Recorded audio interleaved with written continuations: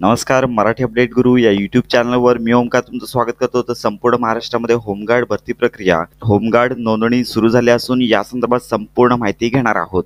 तर online form भरण्यासाठी सर्वप्रथम आपल्या चॅनलच्या डिस्क्रिप्शन बॉक्समध्ये लिंकवर क्लिक करायचं आहे।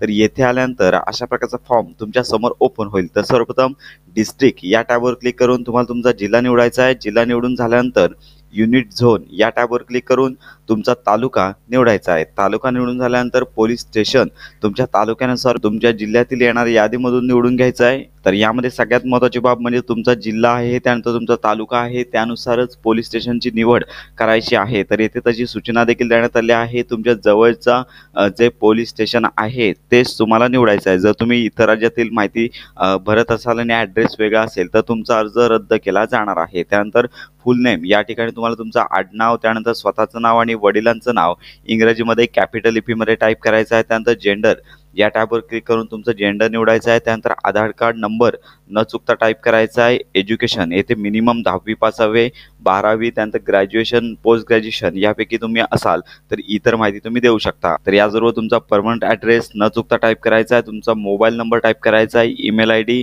त्यानंतर नंबर ऑफ टेक्निकल सर्टिफिकेट तुमच्याकडे असतील तर यापूर्वीच आवश्यक डॉक्युमेंट कोणकोणते आपण पाहिले आहेत। तर त्यापैकी जर किती डॉक्युमेंट असतील तर येथे तुम्ही ऑप्शनमध्ये आकडेवारी टाकू शकता। अशा प्रकारे संपूर्ण फॉर्म भरण्यापूर्वी आपली यापूर्वीच आवश्यक कागदपत्रे, त्यानंतर टेक्निकल डॉक्युमेंट कोणकोणते आहेत, त्यानंतर यानुसार गुण दिले जाणार आहे। तर टेक्निकल जे आहे तर यांच्यापैकी कोणते डॉक्युमेंट असेल तर तुम्ही यांचा नंबर टाकू शकता। आणि त्याचबरोबर सगळ्यात महत्त्वाची बाब म्हणजे आणि यामध्ये तुम्हाला PDF फाईल आहे प्रत्येक जिल्ह्यानुसार, त्या पाहूनच तुम्हाला अर्ज करायचा आहे। तर नसेल तर नील या टॅबवर क्लिक करायचं आहे। तर अशा प्रकारे पुढे बर्थ डेट येणाऱ्या पॉपअप विंडोमधून तुमची बर्थ डेट निवडायची आहे। तर त्यानंतर उंची इथे सेमीमध्ये टाईप करायची आहे। त्यानंतर तुम्ही यापूर्वी होमगार्ड होता का, असेल तर येस म्हणायचं आहे, नसेल तर नो या टॅबवर क्लिक करायचं आहे। तर अशा प्रकारे माहिती टाईप करून सेव्ह इथे जो टॅब दिला आहे तर या ठिकाणी तुम्हाला क्लिक करायचं आहे। तर अर्ज सबमिट झाल्यानंतर अर्ज प्रिंट काढण्यासाठी येथे दिल्या पाहू शकता की HGC एनरोलमेंट या टॅबवर क्लिक करायचं आणि खाली प्रिंट रजिस्ट्रेशन फॉर्म या टॅबवर क्लिक करून तुम्हाला तुमचा आधार कार्ड नंबर